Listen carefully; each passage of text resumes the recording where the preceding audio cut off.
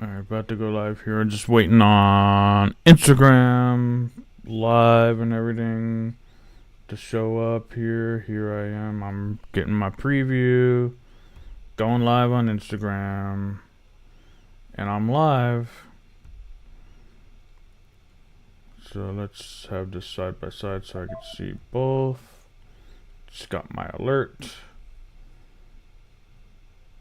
Well, try this. Almost ready. Thank you. All right. So this week I'm gonna hit a big milestone goal, and I'm doing the vertical for YouTube, X, and Instagram right now for this live. I'm doing vertical. Say hi. What's up, Shine? What's up? You can see how this works with the vertical in Instagram and YouTube. It's a little different layout, as you can see. What's up? Thank you for coming on. But as I said, like this week, tomorrow we'll be publishing our 50th episode on this podcast. I'm not showing it now. Here we go. I just stopped my screen share. Bring back up. I'm using my trackpad, so I'm moving a little slower right now. Where's everything go? It's hiding. There we go. Add this. So this podcast here is we're about to hit our 50th episode, and my audio thing, it was working yesterday, and then it went back to not working. So I'm gonna have to like play it from my little Bose speaker and everything. So here, yeah, learning in real time. That's how we do it. Thanks. But I'm play the latest. Actually, I want to get in and celebrating number 50 in episodes. I want to share a couple of my favorite ones from this podcast. See the next one when I hit. I'm scrolling in real time here. Just celebrating number 50. Going back and reliving. This was a good one. Let's relive this one for a minute. Find something out there. There's something for you in Toastmasters. I'm looking at you, at the camera. I'm looking at you. Find something in Toastmasters that's for you. Jump in, go all in, and learn that role. Have fun with it. Make it yours. But find that role that's for you. Whether it's a small club role, I won't say small role, but club role, area role, division role, district role. Find that role. Welcome to D50 After Dark. I'm your host, Mickey Bennett, and in this Christmas special that we did, the division directors of District 50 gather to share their experiences and insights on leadership within Toastmasters. From personal growth stories to strategies for engaging younger generations, they discuss the impact of Toastmasters on their lives and careers, highlighting why the organization is invaluable during the holiday season and beyond. Enjoy this episode and have a Merry Christmas. Thank you, Mickey, for that introduction.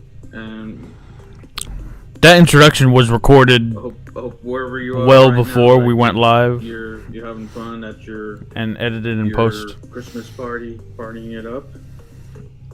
Thank you for that introduction. But I'm here now with me and the other 5 division directors of District 50.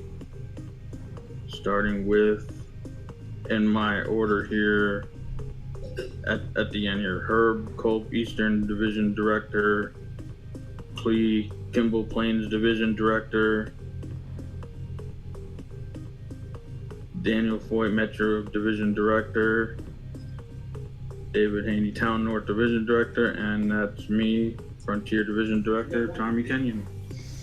You forgot Roger. Roger? Oh, did I forgot someone. We're going live. Anything can happen when you're live. Roger Gowdy, Southern Division Director.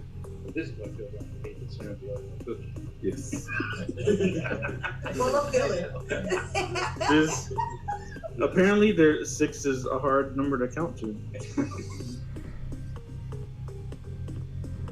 to thank you for joining, watching this podcast episode, this Christmas special. We're gonna get into how leading as a division director and as area directors as well has shaped I want our to skip leadership ahead and the value in we're this. getting from it. Who wants to start? There's some good things said in this, but Just was by it? saying it was one of those decisions to become a division director that I had to think about quite a bit. First of all, I guess I'd ask my boss, who would also be my wife, if I could take that on. And she said, yeah, sure, take it on. I'd been an area director before. And in some ways, this job is a little easier than being an area director, but in some ways, it's actually harder because here you're more trying to motivate people to get the job done. As an area director, I think I just went to meetings. I could go to all the club meetings. I always felt like I was a part of that. I really felt a need to inspire the club presidents or any of the officers in the clubs. They all seem to do a pretty good job of doing that. Probably go 1-2 responses, and I'll go to the next one. I think as a division director, you're really part of management. People think when you go to visit a club and they think of Toastmasters, they're thinking of you as the division director. You are the face of Toastmasters at the club level because most of these members, they might see these pictures on a website, on the D50 website. They might know who Kimberly is. They might know who, Clee or Roderick. They might know who they are just from their pictures. But, putting a face with it when you show up in that meeting, I think is a real important thing. And I think you end up being the face of Toastmasters, more or less. So. When I was asked to do division director, I turned it down.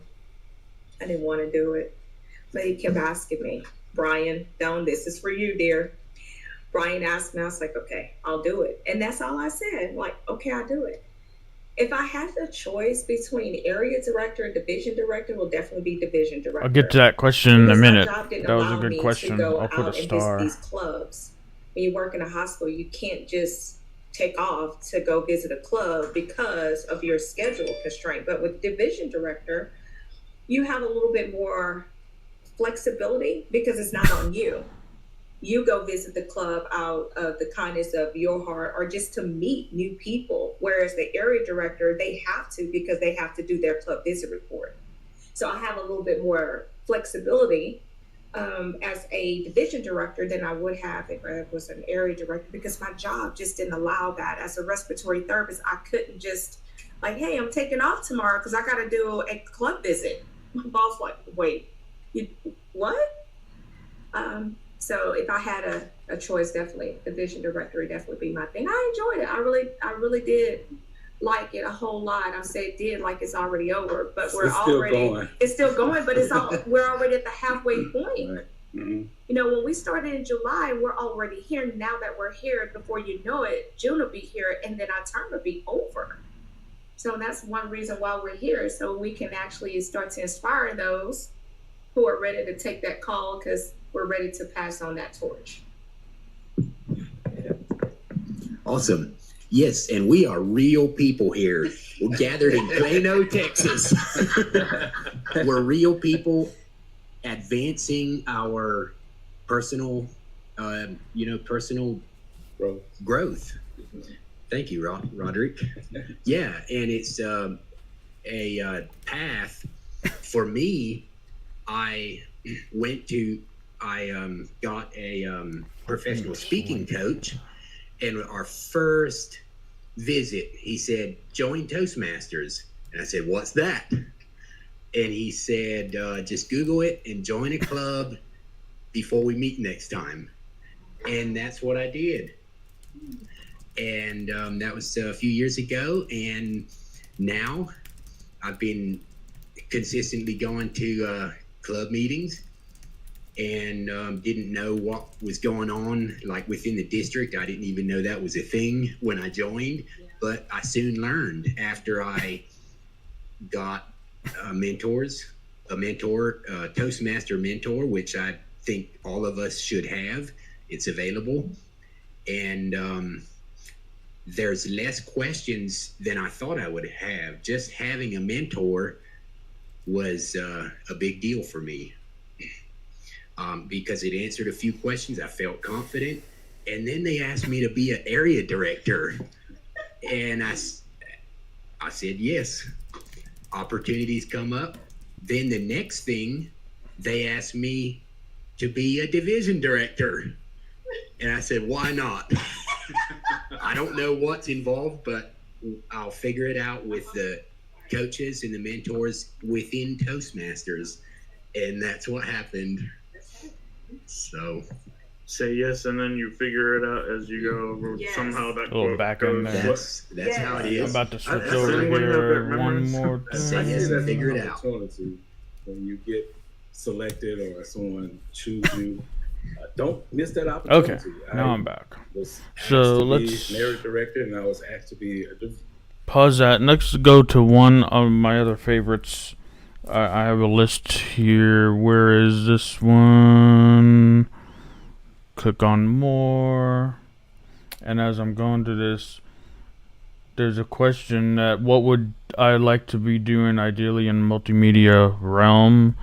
And I think I've discussed with you guys before, but I found there's nothing I do not hate about podcasting.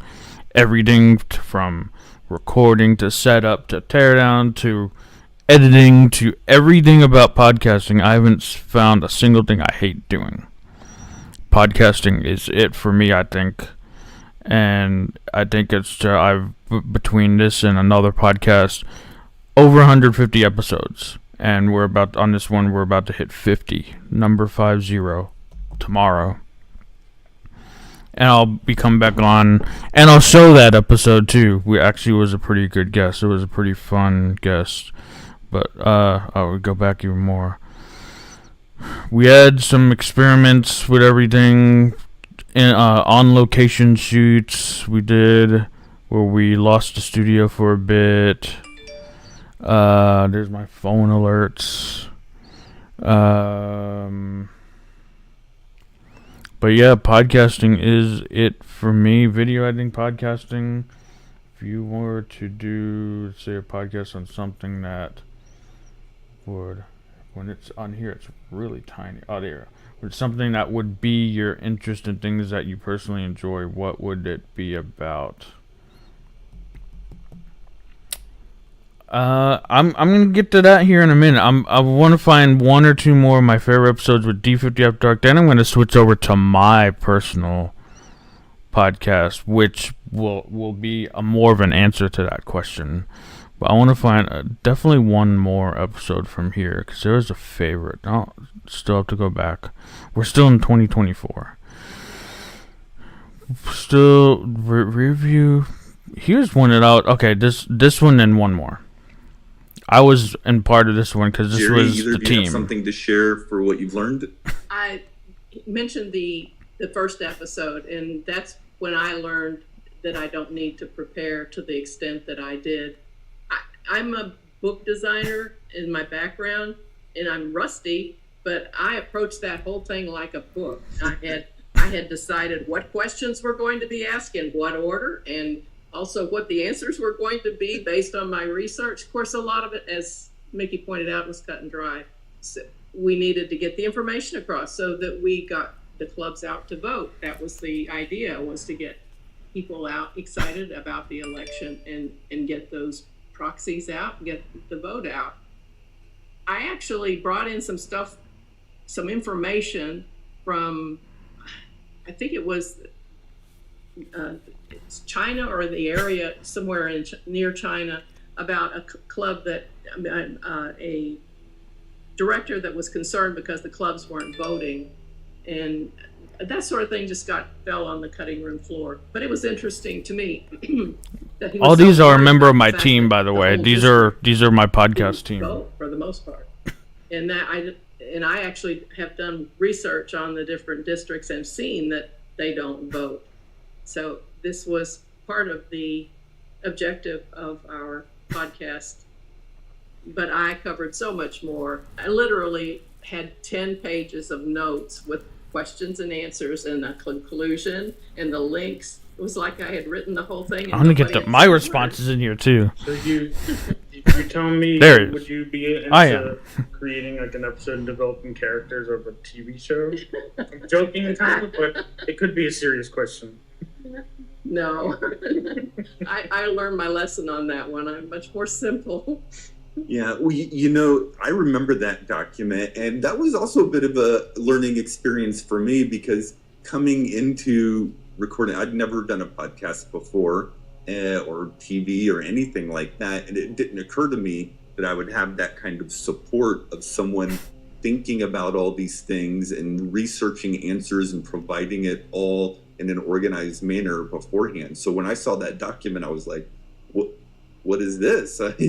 This is our script, or what is it? And so that was like, wow, you know, I'm not in this alone. I've got a lot of smart people supporting me on this show.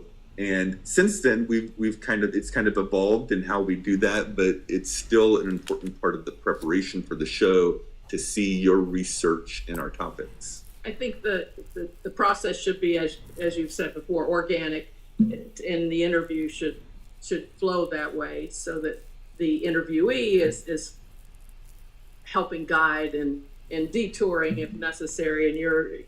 But the questions that I put into the script that I wrote help you bring back to. Hopefully come back he to responds the to. goal or I want to get to direction you him want before I go go in to the next if you one. do take a side trip.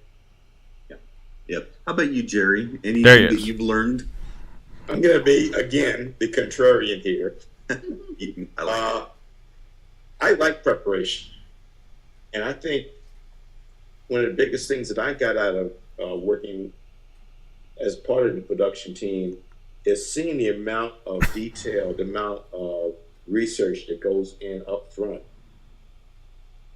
In deference to what Helen was saying, it's always good to have a lot more material than you actually will need, because you never know which way an interview would go. And if you have that information available, you can always, on the fly, swing over and touch on maybe a little bit different subject than what you were previously talking about. So again, preparation, to me, the detail of the preparation is what I think is most important about, you know, putting together a show, because you don't want to have blank space or dead air. And if you have all your preparation in line, you won't have those dead airs. You'll have information. That's a good point, just in actually. case. Say if you had a interviewee that gives you one-word answers, well, now you have enough material to maybe bring him out of that single word. You always answer want to keep going, and keep it maybe going. promote him, hit on something that was done in research that you saw that maybe will just open him completely up. So to me, it's preparation, preparation. Yeah, and that's the thing that you never see when So let's pause that. Pause right here. Thanks for watching. This is Tommy Kenny, the Real Sweet Tea. You're watching me on this Ask Me Anything Monday, where I'm celebrating episode number 50 on this exact podcast tomorrow. That episode will be released tomorrow. It's been a couple days late, but I'll try to get one this up tomorrow, because we've been releasing regularly, usually on Tuesdays. But you're watching this celebratory stream, podcast stream of episode number 50. And then I have one more from this, and then I'm going to get to my podcast, Keeping It Real podcast. But let's see where, as I look through this, you don't want to stop, you don't want to lose your flow, because it's just dead space, no good space. Yeah, that was an excellent point he brought up. He tends to be like me. I'm on the back end. Usually I like to be on the back end, but lately I've been putting myself front and center, behind the mic, behind the camera. Even though I don't like it, I don't like to talk, I still do it. and I'm jumping on my show. And the more you do it, the more you do things, the easier it gets. Learn one new thing each day, and before you know it, you'll be a pro like the next person. As so we met each person team. We dedicated an episode to each member of the team as well. You can take a look at D50 After Dark podcast on Apple and Spotify and watch those. But here's this one of my favorite ones, and then after this we'll get to my Keeping It Real podcast. For me, it's important to keep people engaged. One of the first warning signs is when people don't engage. They either don't attend meetings or they don't make... What happened here? We're going to be asking. Okay, that one works. Let's go back. We shouldn't be seeing black there. Let's go back to show. No, I want to go back to show. Where? No. I don't want to lose my place in the scroll. I might just have to. Just go back and scroll through. That was weird. That was showing black. Because Spotify, usually if you're logged in, Spotify will give you video. If you upload video, it'll give you video to watch too. Spotify and X is like the new YouTube. Coming YouTube. Spotify, X, and YouTube all are competing with each other. Recycle, so still go more. Having fun. Parliamentary, voluntold. Go back more. Where is this? So let's see. Let's open this up in a new window here. Alright. They don't make speeches. And there could be so many reasons for that, and some of them are legitimate. But if people stay away for too long, they might forget why they joined. So I think it's very important to have a... Welcome to D50 After. So I have a backup. That's the other thing I gotta figure out. Spotify setup as well and order. It has. Oh yeah, once creators for Spotify. Just search that on Google, and you create an account through Spotify. And if you upload video through there, then so I'm gonna actually find this video on YouTube because I don't know why it's not playing. I have to figure that out. I have to go back to that on Spotify, but I can find D50 After Dark on YouTube. I haven't been uploading the latest episodes to YouTube with these, but this one I should be able to find. There's one of the latest ones I did upload, I think, but yeah, that's weird that that wasn't playing. So I added to the playlist on YouTube. There it is. It's the member. I want the member one. Member engagement. Real value. Those aren't actual episodes.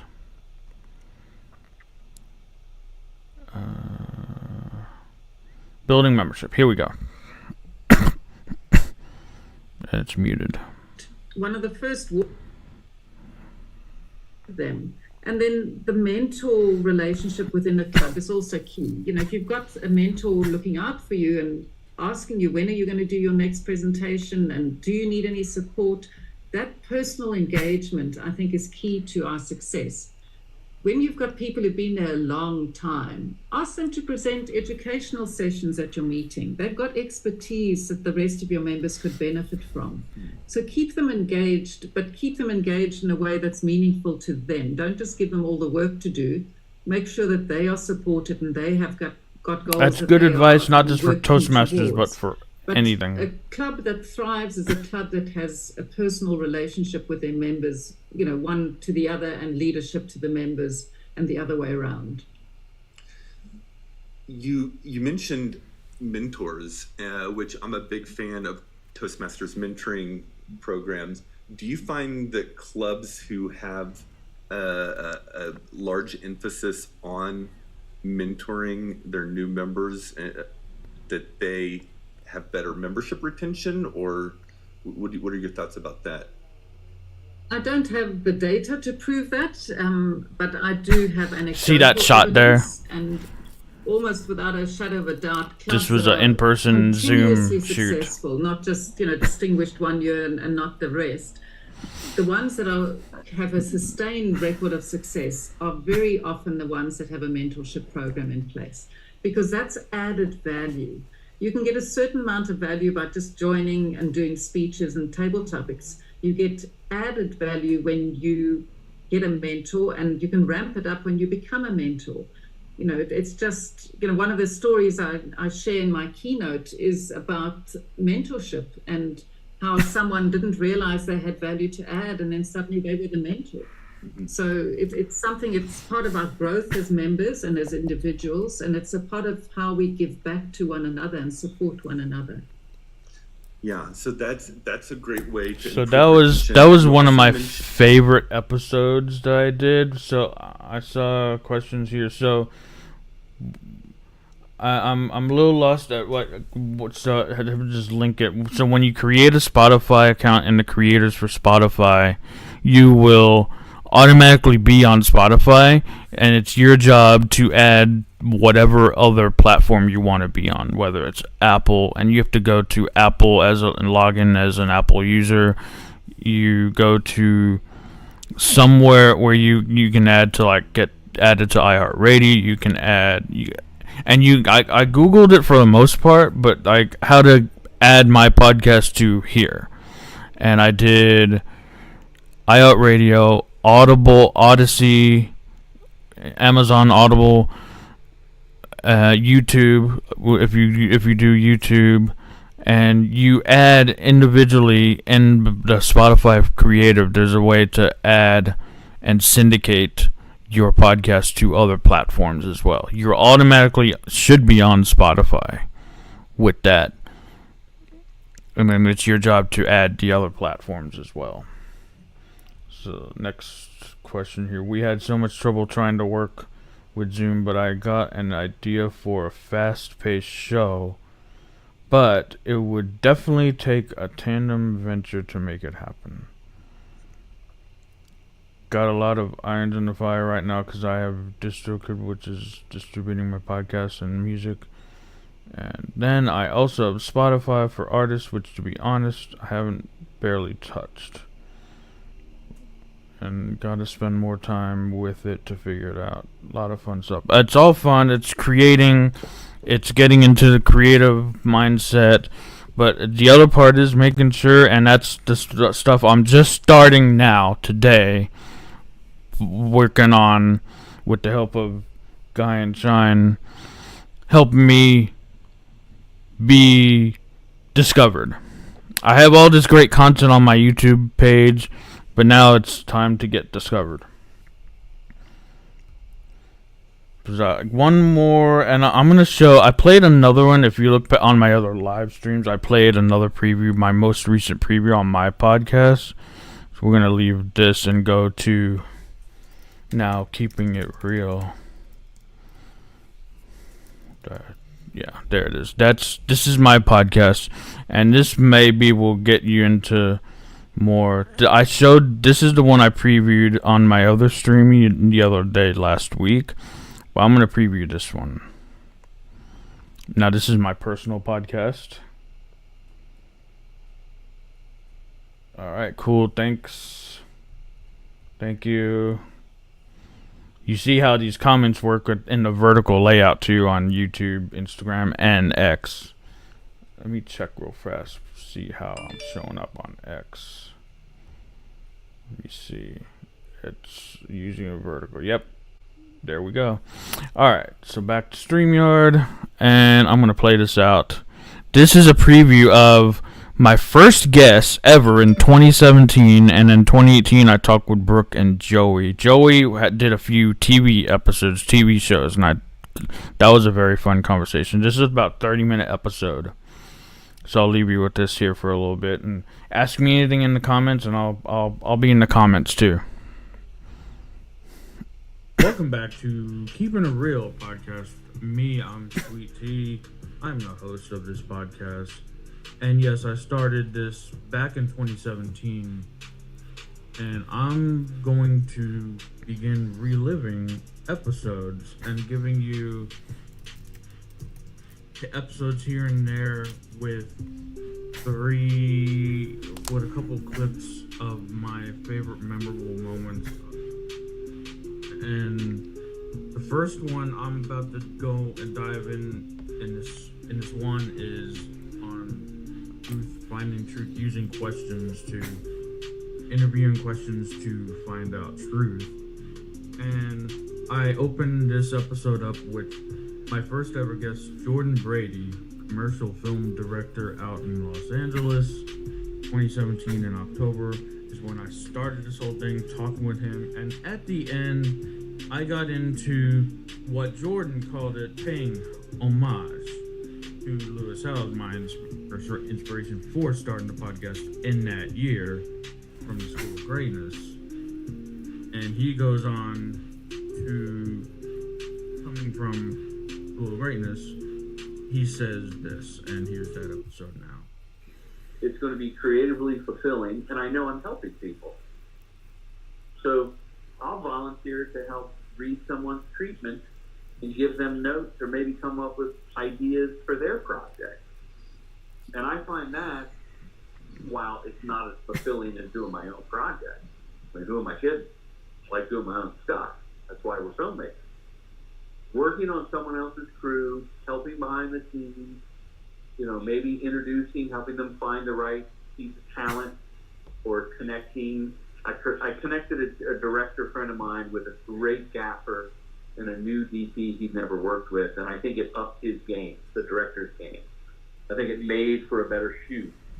And my friends are getting work out of it. So it's kind of like giving and paying it forward. There's a reward in doing that, and that keeps me fresh, keeps me upbeat. That's really powerful. The one thing when I hear all you say, when I hear you say this, I can't help but think of pro bono work in like a law firm, and I thought about this the other day. It's how you develop the relationships how you give and perceive your work. I started thinking, I don't know, would you agree that lawyers, when you're talking about like comparing our world with like law and anything, would you agree that maybe you put aside time and effort to just give and not expect like anything in return, and just give your time? Absolutely. And like one project a month, and that's wow, really all. That's a lot. This was my first guest I talked with. I interrupted. I wish I could do that, but I agree with the sentiment of giving without expecting anything, and no matter what field you're in, but especially in filmmaking, give and never, without the expectation of receiving something in return. That the act of helping someone is the reward itself. What does it mean to be successful to you in film? Wow, you have great questions, first of all. Thank you. Yeah. For me, to be successful in filmmaking means that you are getting paid to do what you love to do. I'm not even qualifying if you have to make a living. But that to me is I think a fair barometer of success.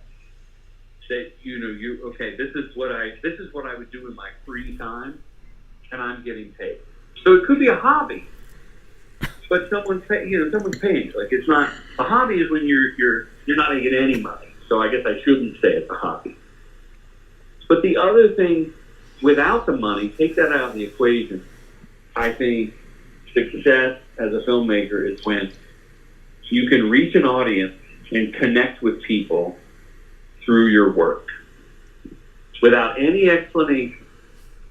I got an email today from a woman, Bella is her name, who said, I saw your website and I want to see if you can help. My mother is disabled and she can't do anything except watch movies.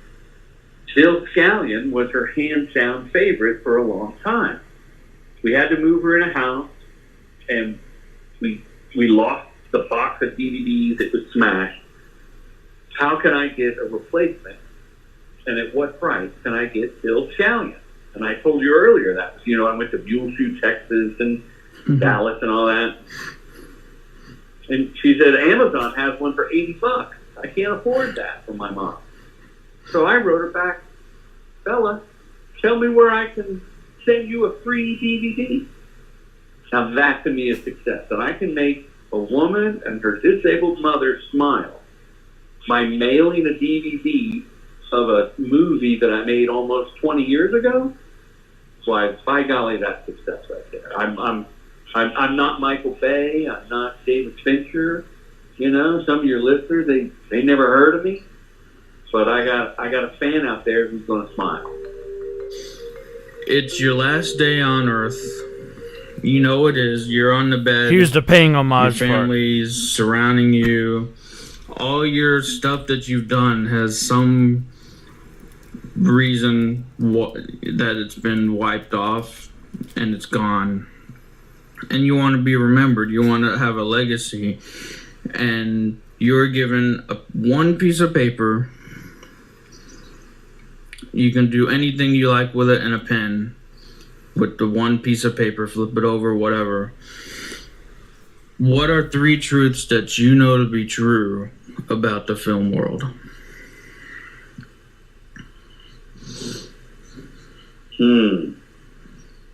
First of all, I like that you were inspired by this last question. And you didn't steal it. You are paying homage, Thomas. Yes. Paying homage. And that's one of the 3 truths that I would write, that to be successful, you must study the history of film so that you may stand on the shoulders of the giants that came before you. So that you know that Steven Spielberg studies and pays homage to David Lean. He loved Lawrence of Arabia, and you can see the influences in that. And J.J. Abrams learned and pays homage to Steven Spielberg.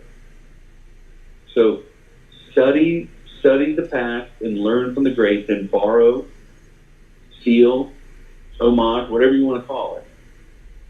Don't reinvent the wheel. Learn from those who came before us. The second one is this. You can never lie about your credits, but you can lie about your pay. So in the film world, you don't have to tell people how you worked for free or how the budget was $17,000 to make a feature film. Everyone's always proud of how inexpensively they made something, but that then just tells other people to not pay you as much. So I'm a big proponent of speaking the truth, except about your money. You can lie about that if you want to make more. But your credit, you just can't lie about. You either wrote the script or you didn't. You either were the cinematographer or you were not. It is binary. So when it says, a guy sent me one time, Thomas, a music video, and he goes, hey, I'm sending you the music video I directed. And I watched it on YouTube, and at the end it said directed by someone else. And I knew this guy worked on it, but I didn't know he directed it. And when I saw his name was not the name, I called him up. I said, hey, I'm calling bullshit.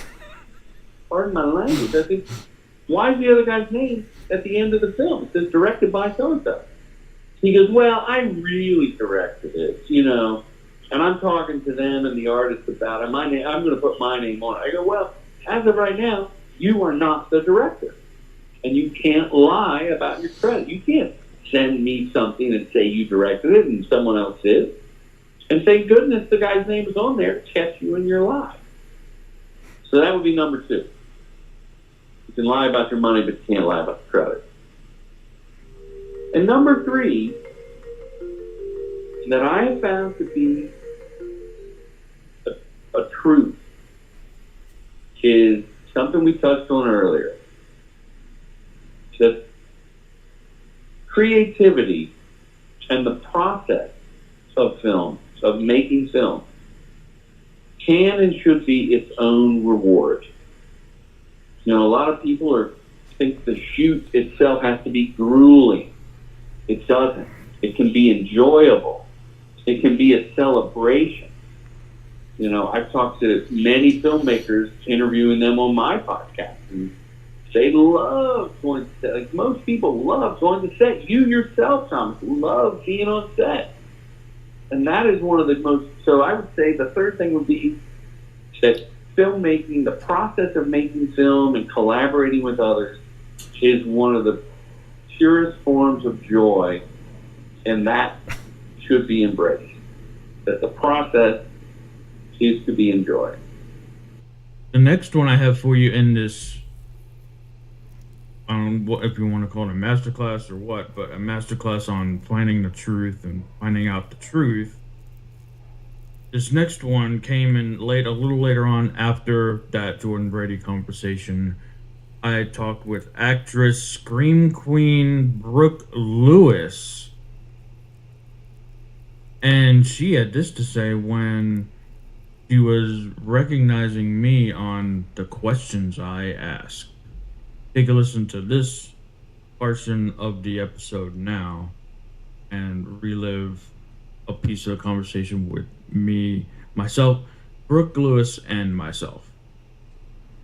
And now let's go into film world. Please welcome Brooke Lewis. Hello, welcome to another edition of In the Film World. Today I'm with Brooke Lewis, an actress out in LA. Thank you for coming on. We've been working so hard to get this episode going, but we finally got it. We did. Hey, Thomas and all the listeners in the film world. This is crazy. He's not kidding you guys. Like, we were communicating on Twitter for quite some time all last year, and every time he would have time to do an interview with me, I would book something, which is a good thing. An actor wants to have that problem, right? So it was so funny. So we kept having to push, or I would get sick, and then we committed to right away in January 2018, and then I've been down with that dreaded flu for over a month, and you'll hear me cough. So it's great that we're here together today, and I can't wait for the listeners to get to know me a little bit better, but on your show. Yeah, it's gonna be fun, and start out. I've been liking to start out with this question I've been asking everyone. What are you most excited about right now in your life? I love that question because I love when I get to do media interviews, and it's not just about acting and film and TV all the time. I love to get down and dirty and personal. So I'm most excited about a lot of things. I mean, for anyone who follows me on social media, I recently got engaged, and it's been incredible. We had a true Hollywood romance engagement, like old Hollywood, like Elizabeth Taylor, Richard Burton style. So everybody can check out the photos if you Google it online. That was the end of last year, 2017. So I'm super excited about my engagement. And the other excitement is we're way too busy to even plan our wedding right now because of all the great film stuff that's happening in my life. So I'm super excited about that too. We'll talk in detail about a feature that I just finished acting in playing one of the 8 leads, which is so exciting. It's called Half New Year, and we can talk about it when we talk about detailed projects later. And I'm also excited to hit the film festival circuit yet again in 2018. We have had such an incredible run with Psychotherapy and also my new short film called Alan and Millie, a short romance, which again, we'll get into detail. So I would say right now, they're most exciting. And I'm also honestly, keeping it real, most excited about going into 2018, really focusing on my acting career. I've done so much, with authoring books the last couple years and my dating expert work on reality shows and producing, and I am ready to just be an actress again like I was when I started out my career. So any of you Texas filmmakers out there, you're my favorites, please hire me. And I'm just trying to remind myself that even at the tough times, and all the listeners who work in the film industry know this, it ebbs and flows. So even at the tough times, I focus on, what can I do to move my career forward? And most importantly, and I should have said this earlier on, I am so blessed and grateful for the most wonderful fans in the world. I truly have the greatest fans in the world. And I know a lot of actresses say that, but I mean it. Like, my followers and fans on Twitter, Instagram, Facebook fan page, the fan mail I get, it keeps coming and coming. And I'm so lucky because I would be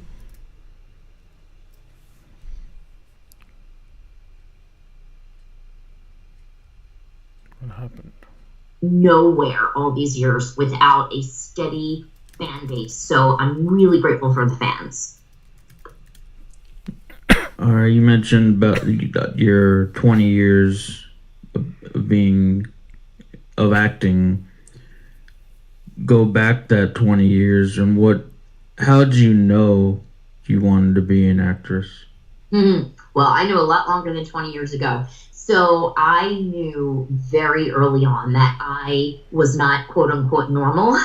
I was always unique. I was always a little different. I danced to the beat of my own drum as a kid. My parents were divorced when I was 2.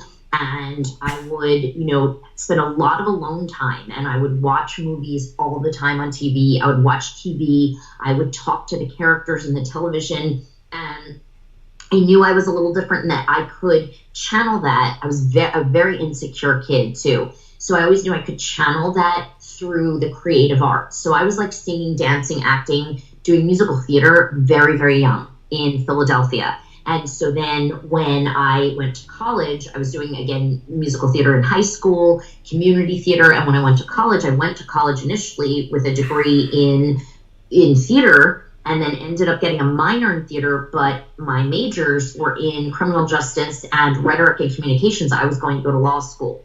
So I kind of took a detour there. One day a squirrel suddenly... When I graduated college, he ran up to a man. I was going to go to law school, and my heart and gut said, what are you doing? You're doing this to please everyone else, not yourself. And then I had the courage, and I really do think it takes a lot of courage to take a chance in an unstable creative industry. So I knew at 21 years old, I was not going to go to law school. I was going right to New York to pursue acting. And that's when I knew 100% in my heart that that's what I was really committed to. This has been fun. You bring a lot of energy. You brought a lot of energy to this episode. Thank you. That's how I roll. Yeah. I'm pushing myself to be a lot more energetic, bring a lot more energy to whatever I do as well. Well, I think that's a great idea because we are both entertainers, but I want to give props to you too, Thomas, that, I've done hundreds and probably over 1,000, radio and podcast interviews in my career, honestly. And I have to give you mad props, that because I've worked with people on shows that have a lot more energy, but they don't do their due diligence in my career and they don't have creative questions. So props to you. I know you pre-prepped me and told me it would be unique, and you have standard questions that you love to send out that are extraordinary. So thank you to you. And I want to acknowledge you for that because you do such a great job as a professional to cover areas that are fun for me to answer. I get energized when you ask me great questions. So good on you, because a lot of times I do podcasts and they just ask me the same standard question about, you know, horror movie, you know, whatever. And I love those too, but like, you know, you're really covering everything in depth. And so I'm able to give you better answers. So thank you for doing that. I appreciate that. And then in 2018, I had this very fun conversation. I didn't think I could land this quickly on a conversation. A guest such as this hadn't been too prominently, but he's been in some Disney Channel and Nickelodeon TV series. Joey Luthman I talked with back in 2018. And we talked about a bunch of things with the roles he was in, and one thing like it came up, like there was something out there, and I was asking about, I was curious about, and there was a kind of clearing the air, and that goes on in this portion of that conversation. Listening to that now. How's your day been going, Joey? You know, it's been going pretty good. I haven't done anything. it's like still barely morning over here, but I just haven't done anything yet. So but I'm hanging out here now. Day's still young. Day is still young. Yeah. So let's get right to it. What are you most excited for that's happening right now? I mean, we've got this feature coming out called The Last Champion, and that has it's starring Cole Hauser, and Glenn Withrow is our director slash co-writer alongside Hallie Todd, his wife, who she played the mother on Lizzie McGuire. So yeah, so she's really fun to work with. They're all really fun to work with. And so I got to basically we got to do some wrestling. So I never done that before, so I had to train for that. And of course, I was training with guys that were. It was good. It was good practice at least. But I was training with some guys who were like 50 pounds over my weight limit, and so it was pretty tough. But no, I loved it. It was super fun. So that I don't know when exactly that's coming out. I do know it's soon because we finished all of our ADR. We finished. I know they're very close with editing, and they're like almost done with it. So it's probably a couple months away, I would say. But check it out. That is going to be really cool. Yeah, definitely. I'll be looking for that. I saw something you were putting out recently with a partner in the works of a short film project you're funding on Kickstarter. Right. Well, Kickstarter, that was we got a lot of our budget from that, which was really cool, and I was not expecting anything, so I think that was a really cool random success. But the short film is the first short film that we have made together as our kind of new little production company. Sort of is taking off in small strides. But yeah, so it's called Dead Leaf Butterfly, and it's like a psychological thriller / drama, and it was a lot of fun to film. We had all of our friends filming it, and we hired a few actors who we had worked with before, and it all worked out really well. So I'm excited to see it. It's in post-production right now. We're working on my brother is actually scoring the film, and a few other friends are doing the sound editing, and our friend Brian, who was our scripty on set, he was doing all of the that work, and now he's doing all the editing. He's a really great, fast and smart editor, and yeah, we had Hannah Lee on as the main actress, and then I was doing all the camera work. Our friends Dylan Snyder and Allison Arm were working on it. So it was a lot of fun. I'm excited to see how it turns out. There's a lot of things we can improve on, and I will tell you, I've never done it before, but it was super duper stressful being the camera person, because the camera operator, because whenever we're watching playback, I'm looking at they're looking at performance, like little things. I'm looking at like the entire shot all the time, because like the entire frame is me. It's like it's like everything you see is what I filmed. It's like, oh my gosh, that's stressful. So, but no, it was pretty cool. We got some good stuff. Can't help thinking of another Joey who would probably know where I'm kind of, if he's ever seen Friends or No Friends. Oh yeah. I love Joey. Joey Tribbiani. Yep. Yeah, man, I love that. I think when I was little, I used to quote that all the time. I don't have a good memory, but my parents would tell me that I would like quote that all the time, and I would walk like, "How you doing?" Because I hadn't watched the show before, but like that's all they would say, because Joey Tribbiani, how you doing? And so I would repeat that back, and so that's all I knew of the show. So it was great, but yeah, that's of all the other like character Joeys, I think he's probably my favorite. And just how they portray the soap opera acting world, because he's trying to make it in New York City. My favorite, yeah. I mean, my favorite, I think, is when I don't know what he did. He like pissed off the director or something, or the writer, and then they wrote him a lot. And then they wrote him out of the show, so he like randomly falls down an elevator shaft. Yeah. Like everything was fine, and then now he falls down an elevator shaft. Yeah, they gave me the shaft. All right. Yep. Yes, love it. There's so many great episodes of that. I know. It's a fantastic show. So you had some big news.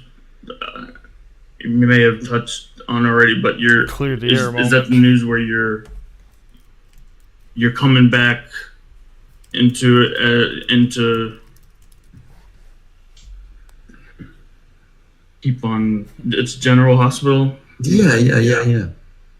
Well, I think those were some rumors. I'm not actually going back officially that I've heard of. Okay.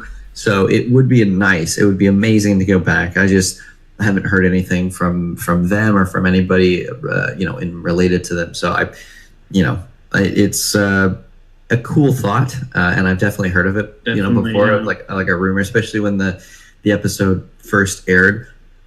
It was a rumor and it was floating around, and now I think it like kind of resurfaced again. But no, I'm not officially, scheduled to go back at any time soon. It's always good to clear the air of rumors that are floating around. Yeah, it's true. I always kind of forget how lucky I am, because I've gotten a lot of really, really cool things. I've worked on a lot of cool shows and movies and things, and from a very young age, and so it's something that I'm very grateful for. But I forget because I was so young when it happened, and I'm still very relatively young, and so it sort of is now that I'm realizing that I really should be, I guess, more grateful for all the stuff that I've gotten, because there's a lot of people who are just now starting or have been doing it since the same age, and they haven't worked hardly nearly as much, or hardly at all. So it's a thing that I try to think about a lot. That I don't know if you've seen the movie La La Land. Where I have not yet, but I keep on hearing. It makes me want to see it. No, it's a great film. There's a lot of things in the film that I relate to and can't relate to. I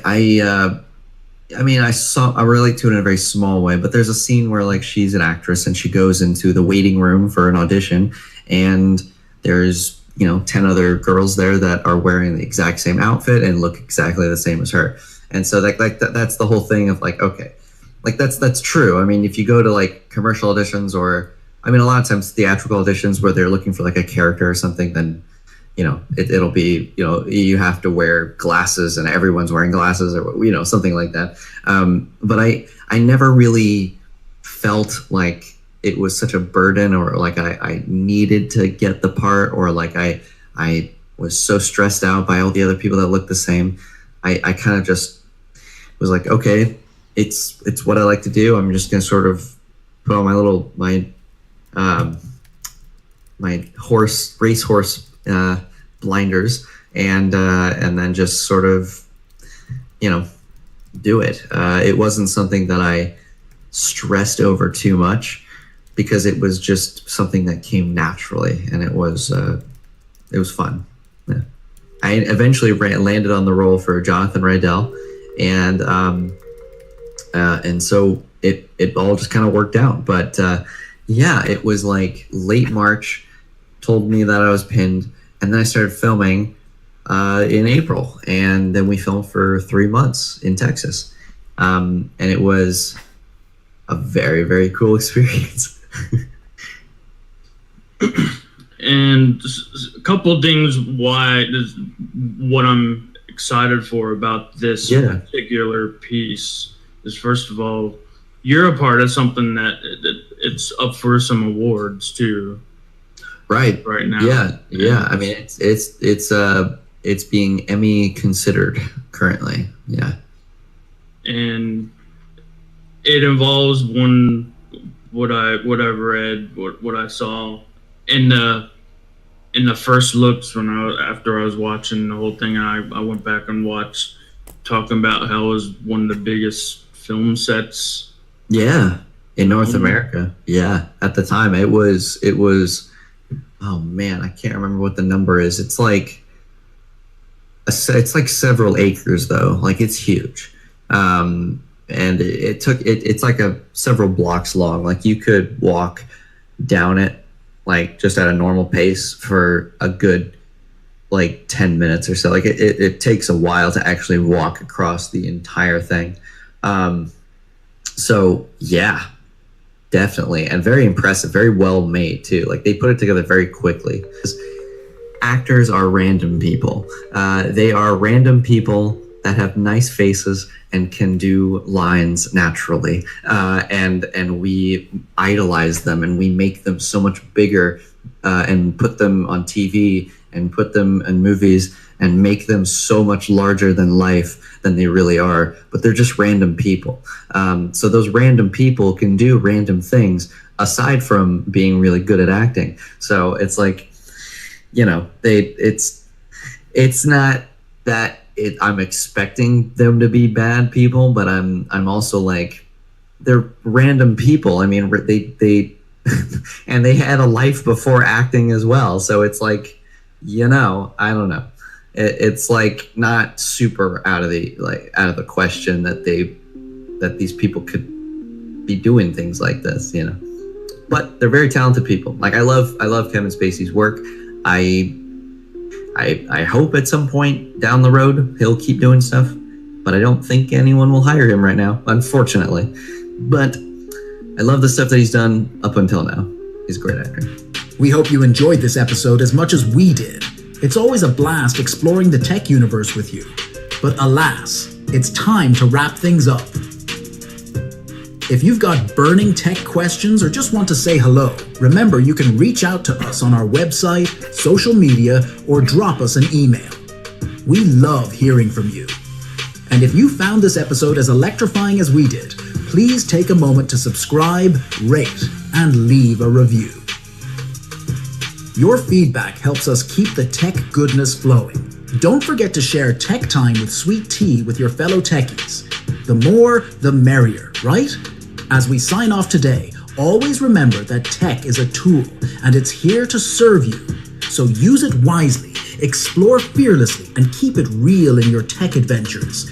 Stay curious, stay connected, and keep rocking the digital world. Catch you on the next episode of Tech Time with Sweet Tea. So I dipped into a little of my 50 episode coming up this week. I'll come on live tomorrow and celebrate that whole thing too. maybe tomorrow night actually, because we'll release it tomorrow night. But like, subscribe, comment, tell someone that may be interested. Go watch, listen to my podcast on Spotify, Apple, iHeartRadio, Odyssey, Audible. I'm in so many places. You can look up. I'm so many places that actually I didn't add, because sometimes, hint, just a note here, other podcasts will actually pick up your show if they see it somewhere else. So I'm on so many other places that I didn't actually add to as well. I think it's like goodpods.com or something, stuff like that. But I'm definitely on the big ones. I'm on YouTube, Spotify, Apple, and I was on Google, but that was Amazon. I'm on all those. So anywhere you like to listen to, I'm on there. Go listen. Leave a review, as my 11 Labs outro says. Leave a review. Let me know maybe what you would like to hear from in the future too, as I'm preparing future content as well. I had some other things. I think we're a little bit over an hour. About to wrap it up because I want to go get a few things myself, and I ran this live a little bit later today. Might be back on for another live later tonight when I get back home. But I wanted to touch on, maybe I'll touch on this later, how to serve and like adding intros and outros to audio files, and I could do like a screen share or something and edit and again go over my editing organization. That could be maybe later tonight. I'll be alive on later. Thank you for joining again, and I'll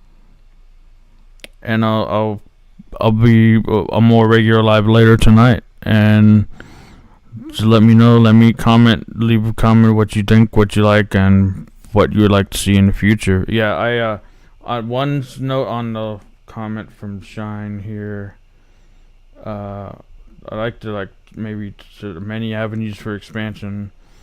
Curious about that, but yeah, I just reached out on IMDb Pro one day, and they have all the contact information for everyone on there. You just reach out to them, and he was the one I reached out to, got his mom as the manager, and that's how I landed Joey as a guest, an actor, a young teen actor who has been in some Nickelodeon, like iCarly, if you recognize that, or Nickelodeon shows, Disney Channel shows.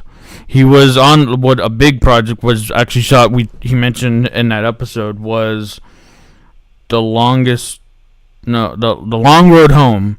It was a National Geographic, was Fox, now Disney. I think it's on Disney Plus now. The Long Road Home, and it's about a true story about. He mentioned in the episode, obviously, but it's about the Black Sunday on April, where there was a military group attacked in Iraq or something, and it follows the true story of that and everything. And that was a good National Geographic series. That was a fun series. I watched the whole thing of that for sure. He played one of the lead roles in that with Mike Kelly, who actually starred in House of Cards on Netflix. But yeah, I'll be back later tonight. I'm gonna stop it here for now and come back later, and I'll go over some editing organization tips for tonight. We're gonna do late night video editing later tonight, and I'll put some music on, and I'll end this in style here. Music. Where'd they go? Here's one. Oh, I'm loading something.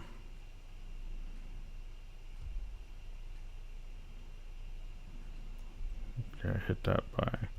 Here's my logos. There's my logos. My countdowns.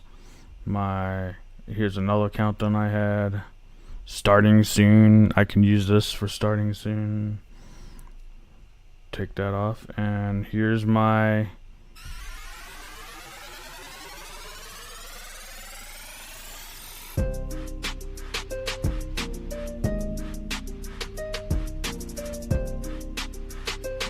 and I can take that down. Thanks for watching, and I'll be back later tonight.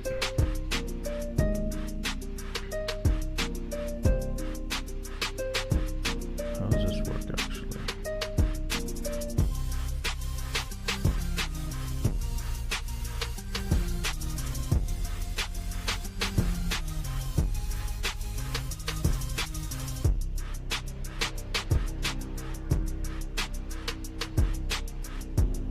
Oh, you gotta loop it. Gotta loop it.